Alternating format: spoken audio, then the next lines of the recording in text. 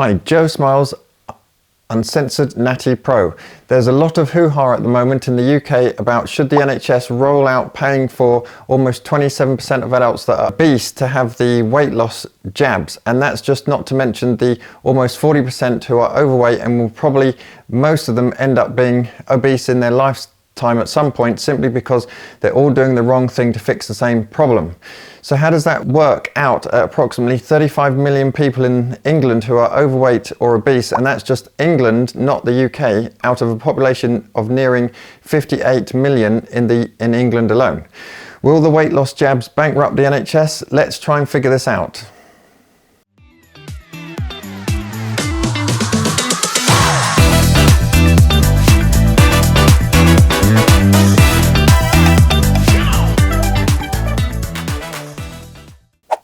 Obesity costs the NHS £11 billion a year. Nearly 1 in 3 people in the UK are obese. This is double the rate 30 years ago. You can't just blame genetics for this. Clearly, everything everyone is doing isn't working and everyone's getting misinformation on how to solve their issues. But the NHS can only afford to give GLP-1 RAs to 220,000 people, which leaves 3.5 million people eligible but can't get it. Professor Sattar is the UK government's obesity healthcare goals programme leader, and he says if everyone eligible was given the drug right away, it would simply bankrupt the NHS. Also, it has a 2-year limit prescription because it has risks and you can't really be on it forever. You've still got to put in the hard work.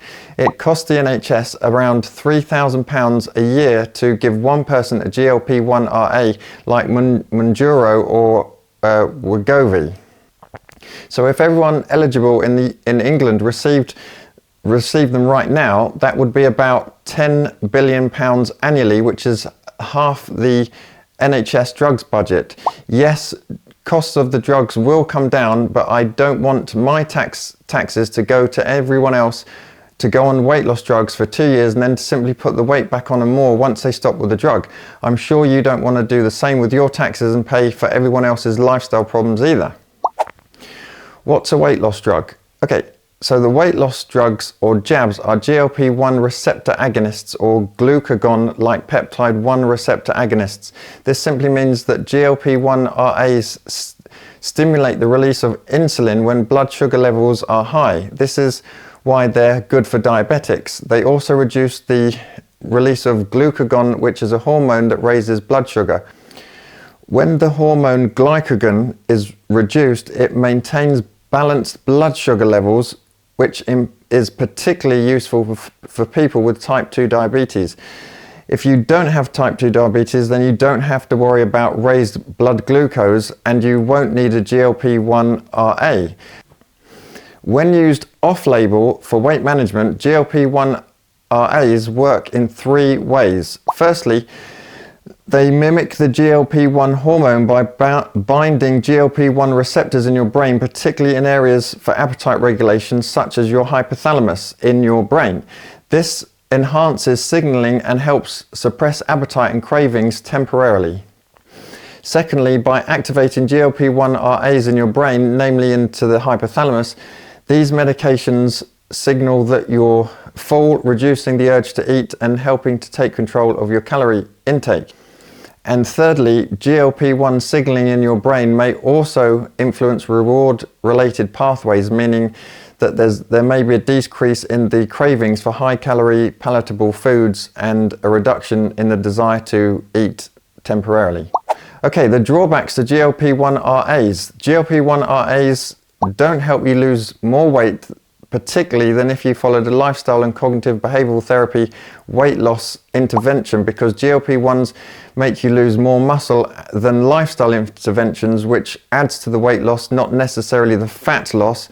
And also, currently, you can't take GLP-1s long term, whereas lifestyle interventions can be implemented for life. Let's look at study 1 entitled Intensity and Duration of Lifestyle Interventions for Long-Term Weight Loss and Association with Mortality, a meta-analysis of randomized trials 2019.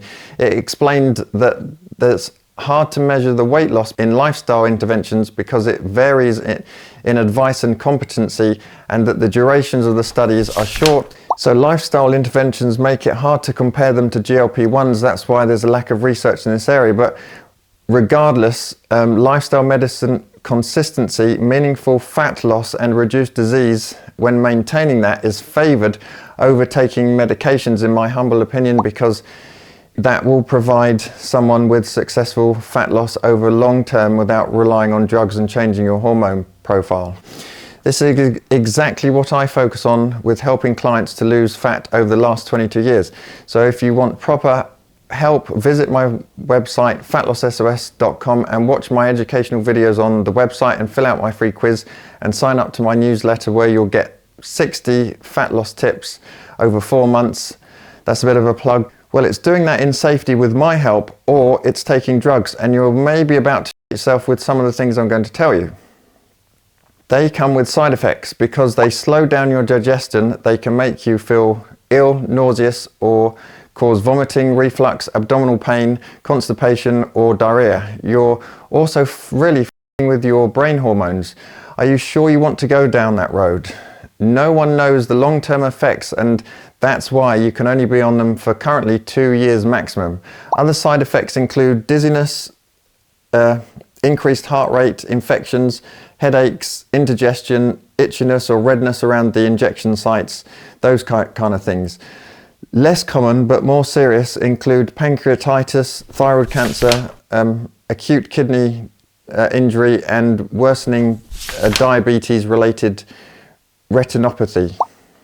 Okay, let's look at study number 2, entitled Adverse Effects of GLP-1 RAs 2015. Explained that in 1 in 10 suffered from nausea and diarrhea, 1 in 100 suffered from vomiting, constipation, abdominal pain and indigestion. Also explained that up to 50% of patients had mild to moderate nausea. It's been well documented that antidepressants have been falsely and fraudulently marketed to make you believe it corrects your serotonin deficiencies in your brain, and that's why you've got depressed and have anxiety.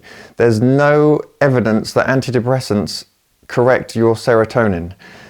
There's also no evidence that depressed and anxious people have serotonin deficiencies, but that's exactly what you've been brainwashed to believe by doctors and pharmaceutical companies through their marketing. Are you sure you want to also screw your brain with GLP-1 receptor agonists? And those are chemicals as well. Okay, let's look at study number 3, entitled GLP-1 for weight reduction in people living with obesity but without diabetes, a living benefit harm modeling study 2024. It explained that that the benefit exceeded the harm for weight loss within 2 years for up to 10% of body loss, provided you're willing to accept the harms in pursuit of using it. Less weight was not worth the risk of GLP-1s. Okay, let's look at study 4. It's entitled Healthy Weight Loss Maintenance with Exercise, GLP-1 or both combined, followed by 1 year without treatment, a post-treatment analysis of a randomized placebo-controlled trial 2024. It explained that 1 year after terminating treatment, participants who had previously received supervised exercise and GLP-1 combined had maintained weight loss and body fat reduction, but those receiving GLP-1 on its own had weight regain. Most patients who had previously received combination treatment maintained weight losses of only 10% 1 year after treatment termination, compared to participants who received placebo or GLP-1 receptor agonist alone. Weight regain during the 1 year post-treatment phase was 6 kilos more when having taken just the GLP-1 RA. So this shows that you still need to radically change your lifestyle, and that after a year the weight goes back on, particularly if you just do GLP-1 injections. That's the problem, isn't it? There is no quick fix, but you're being marketed in a way that makes you think it's a magic bullet, but it's only for the profits of Big Pharma. Let's look at study 5, entitled Opportunities to Optimize Lifestyle Interventions in Combination with GLP-1 Based Therapy 2024. It explained that it combined lifestyle and GLP-1 together interventions, meaning you still have to change and you can't just take the drug. It reports that weight loss of 20% of body weight or higher can happen with newer GLP-1 RAs such as retatrutide, but it leads to nutritional deficiencies and sarcopenia, which is the scientific name for muscle wastage, which has serious concerns. A lot of the weight lost is muscle, which isn't healthy to lose, so you can't claim that 20% loss is purely fat loss. The paper goes on to explain that 36% of patients on GLP-1s discontinued their treatment after 3 months and 1 year due to the side effects. And physicians reported up to 48% stopped due to nausea and vomiting, and patients personally reported that up to 64% of them stopped due to the nausea.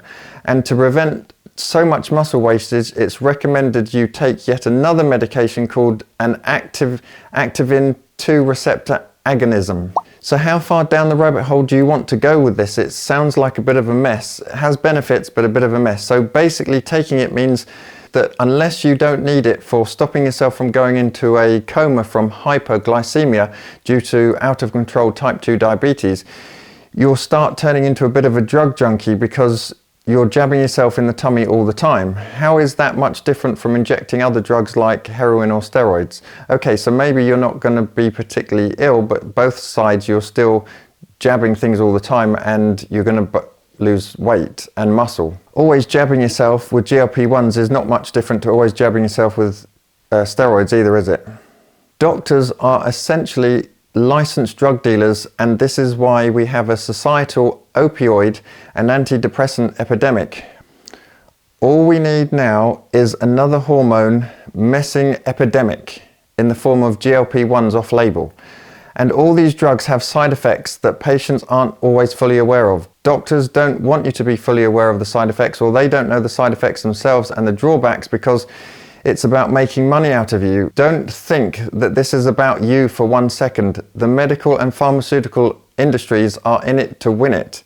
And bear in mind that the pharmaceutical companies have paid some of the biggest fraud fines in the world, yet no one ever gets arrested. So at the end of the day, you're just a little fat pawn being experimented on while lining the pockets of others in the medical and pharmaceutical criminal giant industries. You're also helping to put your own health and medical tax insurances if you live in the US, or your own NHS and cost of living taxes if you live in the UK up, because someone has to pay for all these troubles. And do you want to ruin your own NHS is the question.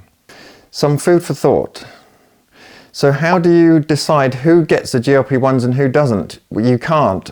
Also, it's human nature that a substantial number of people won't take it correctly, like they don't take their other prescription drugs, or they'll misuse it and make an excuse to overindulge, or simply won't make all the necessary changes to their mental health, which is the only factor for permanent fat loss. Nothing else works.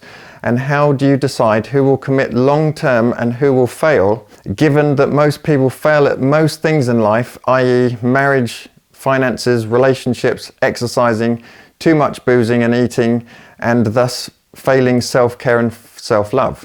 Also, it's not a magic bullet, and there isn't one. It comes with shitty side effects and you can't be on it for long. So what do you do after that? You haven't changed as a person, so when you take the crutch away, you're still the same old you. When will people realize that they need the right type of therapy for their mental health hang-ups and not just follow another diet or jab a drug?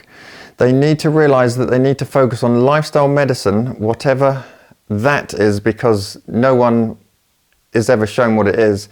Well, it's actually cognitive and behavioral change, habits, lifestyle strategies, changing thinking and mindset, correct goal setting, changing beliefs, values, self-identity, self-reflection, learning to implement strategies and overcoming barriers, along with manipulating your environments and building self-awareness and education. So that's what you need to do.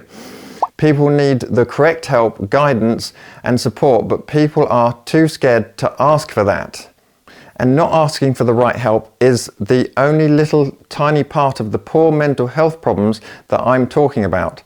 This is actually all the things I teach on my Fat Loss S.O.S course. If you think you can succeed without any of the above, then you think you're special. Stick to your no carb delusion. How's that working out for you? Think about this. In 2023, 64% of adults aged 18 and over in England were estimated to be overweight or obese, up from 61 a few years ago. It's relentless. So this means almost 40 million adults are estimated to be overweight or obese. That means that is you. Are you still telling everyone you're doing no carbs? As more people become fatter, everyone thinks it's normal, it's the new normal. So keep telling people you're doing no carbs, and that's not going to work out for you or any of your friends. Conclusion, let's wrap this up. It's disingenuous to pick and choose who gets weight loss jabs and who doesn't. It's also not sustainable to supply 3/4 of Brits with injections indefinitely. The drugs can only be taken for about a year or two anyway. Also, someone's got to pay for all these doctor and follow-up appointments, which will take up all our resources, which are already at breaking point, not to mention the cost of the medication as the population increases and gets fatter and fatter. It also means someone like me who has a non-genetic illness that I was born with will find it harder and harder to get hospital appointments, and I have so many of those, and I've been admitted to hospital so many times, so my waiting times will just get longer and longer as they've been doing. I'll have to get pushed to the side for other people's bad lifestyle choices and illnesses without them being open to taking the correct advice. How is dishing out millions of needles every week going to help everyone get the right help when they really need it most? It won't, will it? Unless you teach everyone to use GLP-1s themselves and they self-medicate, but that's a sorry situation. People also have to weigh up the harms and benefits of drug taking against the harms of being fat and getting disease and dying earlier. The other option is to take advice from reputable professionals like me and learning how to hone your critical thinking skills and knowledge by showing yourself some self-care and thinking carefully about what and who you let influence you. Stop thinking you need a quick fix. Stop being a drain on the NHS and clogging up hospital appointments, and take some proactive steps. Maybe visit my Fat Loss S.O.S website, educate yourself on the videos there, and sign up and sort yourself out. I'll back you up and I'll support you all the way. Otherwise, you're running out of options and quick fixes. Otherwise, we wouldn't be in the situation that we're in. And lastly, education is imperative for adults, but particularly for children, on how to navigate the obesogenic environment and recognize how to manipulate our surroundings to optimize our health. Education and knowledge must be the focus, and lifestyle and psychological strategies and mindset must be the focus, and this is what I teach in my permanent fat loss coaching program. And also, education must focus on distinguishing between misinformation and factual scientific information. And lastly, most people have poor or suboptimal mental health, and poor mental health is likely related to fat gain. The evidence supports that. So if you're overweight or obese, you'll need therapy, but not psychotherapy like regression therapy, as there's no evidence for that working. You might like to click on this video. I'm sure you'll find it interesting. Thanks for listening and watching. Have a good day. Leave your thoughts in the comments below. Subscribe and like the video if you liked it, and see you in the next video. Toodle pip.